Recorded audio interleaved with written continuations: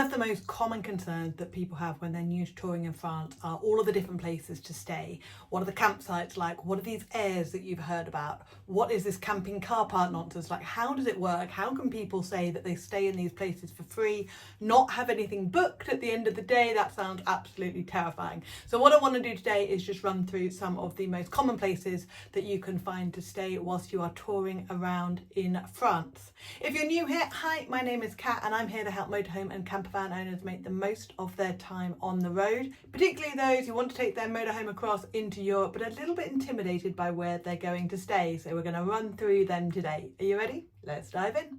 So when you are in France, where do you stay? You've basically got most of the same options that we have got here in the UK. So the first one is obviously lots of campsites, and the campsites around France vary just like they do here in the UK. You get beautiful, modern, all singing, all dancing, ones with heated bathroom floors and everything. They're brilliant.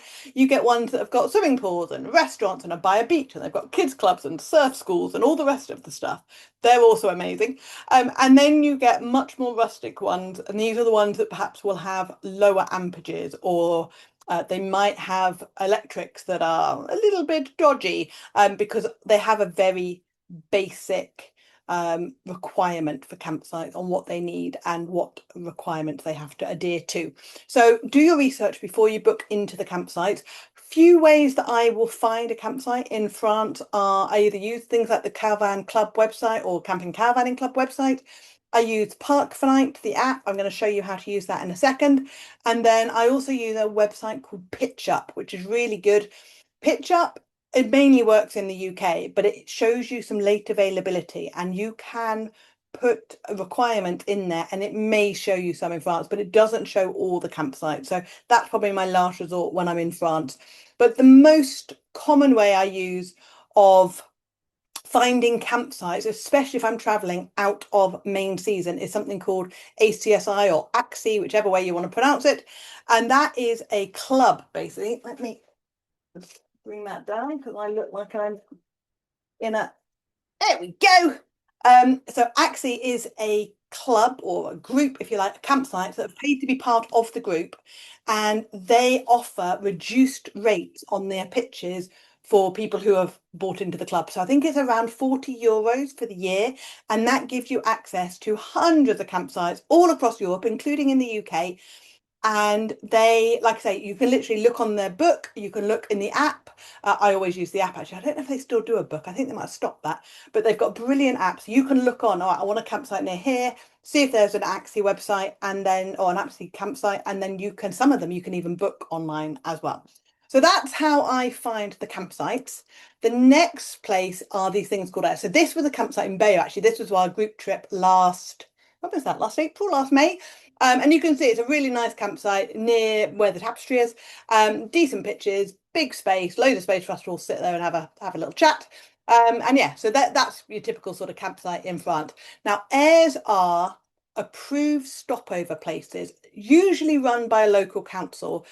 And they can either be free or there is a very small fee for these. Now, this one here was by, I want to say Omaha. It's either Omaha or Utah Beach. That's literally one of the D-Day landing beaches right there. And this was completely free.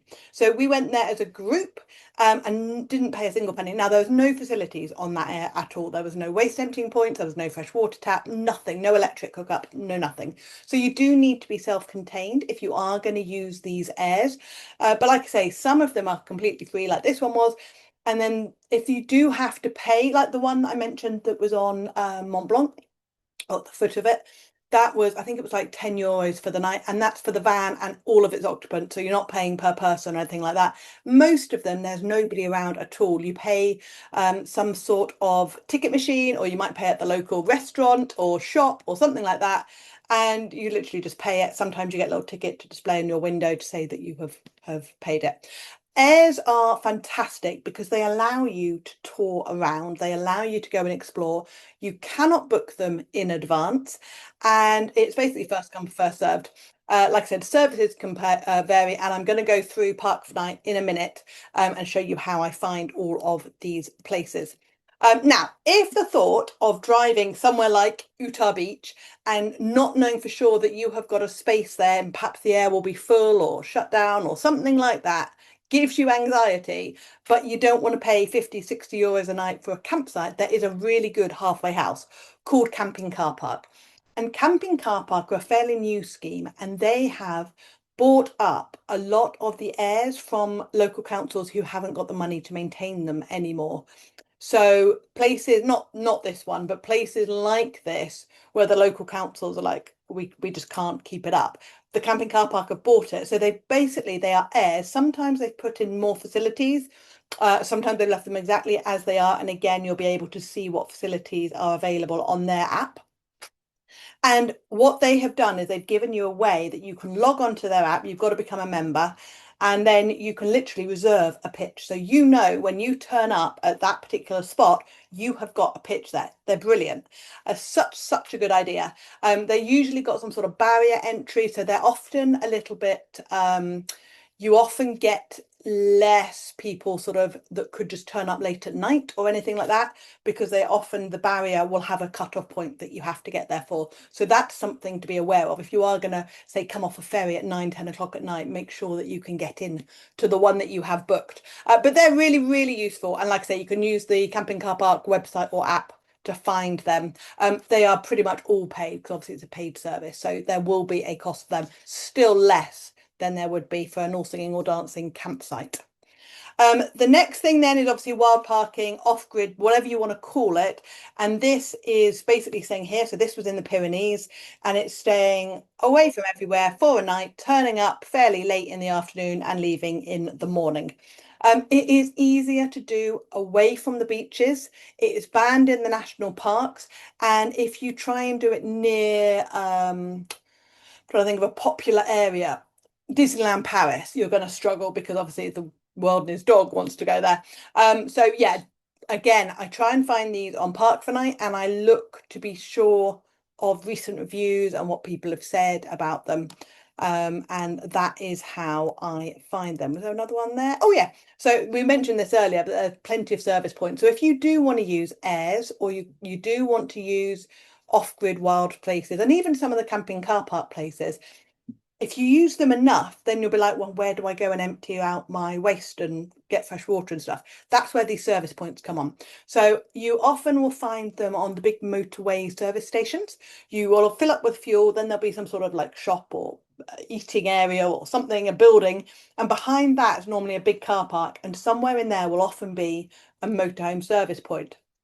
You don't have to drive into every motorway service place to see if there is one. There is that and a way of finding these. But that's where keep your euros on €2 coins. And then you can literally, there'll be a grate somewhere that you can drive in and empty out your grey waste.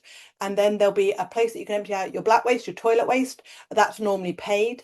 And then there will be somewhere, hopefully, where you can get fresh drinking water from. Not all of them have all of the service points, but that's how you can then use these airs. And I've toured for weeks without going into a proper campsite because you don't need it. They've got these really, really good facilities. I hope you found that helpful. That was an extract from my recent Touring in France workshop. If you would like to watch the entire workshop, we go into all the gear. I break down all the different areas in France and share my favourite and also some hidden gems that you might not know about. And also you can find some things that you have to do and things that you should avoid as well. I will leave the link so that you can watch that entire workshop below. You can also get the Europe checklist, which is free. That is in the show notes as well. And if you want to know more about Park for Night and how I use it to find all these places, this is the video to watch. It walks you through that in great detail. I will see you there. Take care. Bye.